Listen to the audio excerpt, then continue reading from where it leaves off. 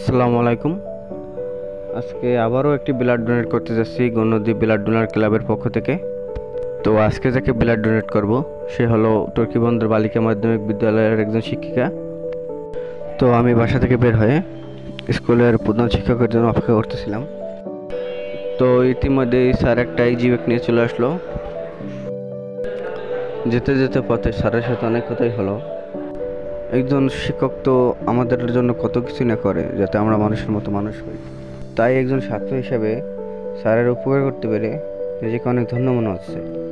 আর আমাদের গণনদী blood donor ক্লাবের যত সদস্যবৃন্দ রয়েছে তারা সেই 2018 সাল থেকে শুরু করে আজকে 2024 সাল পর্যন্ত প্রতিনিয়ত তারা অসহায় মানুষের জন্য কাজ করতেছে এবং ভবিষ্যতেও করবে ইনশাল্লাহ। তো আমরা চলে আসলাম গণনদীতে শিকদার ক্লিনিকে।